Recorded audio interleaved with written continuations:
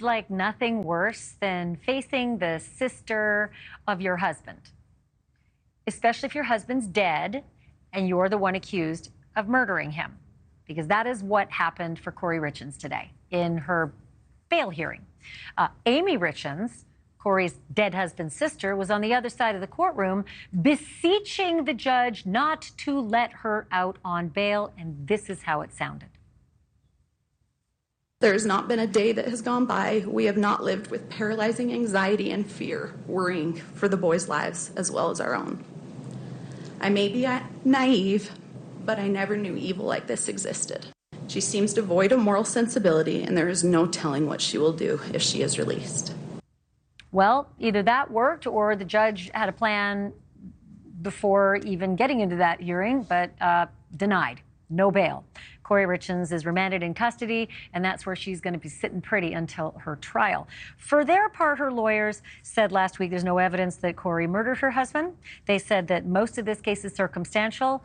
Don't ever believe that a circumstantial case isn't powerful. Sometimes they're the most powerful.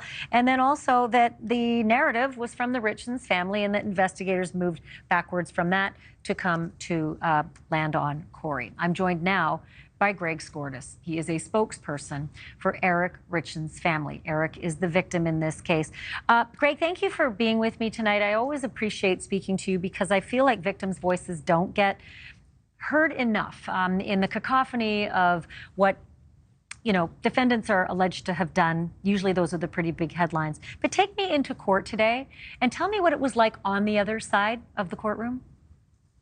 Yeah, I actually think Alex did a good job in the prior segment, Ashleigh, when he described it. But it was interesting because it's not the kind of hearing you typically have. It's not a trial, obviously. It wasn't a preliminary hearing. It was a hearing to decide whether bail should be set. And under Utah law, there's a presumption against bail for an aggravated murder. There are very few crimes is there a presumption against bail. And that can be overcome if the defendant can show that the state does not have substantial evidence to prove their case. So the case today was all about substantial evidence. That is, having the government, the prosecuting attorneys, put on enough evidence that the judge could say, you know what, you guys have a good case. This is substantial evidence. And so it was like a mini trial, but we were hearing things that hadn't come out in the probable cause statement, hadn't come out in the media, hadn't come out in anything. There were a lot of things that came out today that really, I think, surprised people and showed just how strong the state's case actually is. Well, then there was also the headline-making stuff like the Google search for luxury prisons for the rich in America. That one was a bit of a jaw-dropper. This is a very serious case. I said it before, aggravated murder doesn't get any more serious than that. And one of the penalties she could face is the death penalty. So, anything from 25 to life to the death penalty. Greg, you're a lawyer. I know how this works. Female defendants, sometimes it's a little hard for jurors to look across the courtroom and say, I think she should die for this. And she's also a mother of 3, which would mean 3 children would have no parents.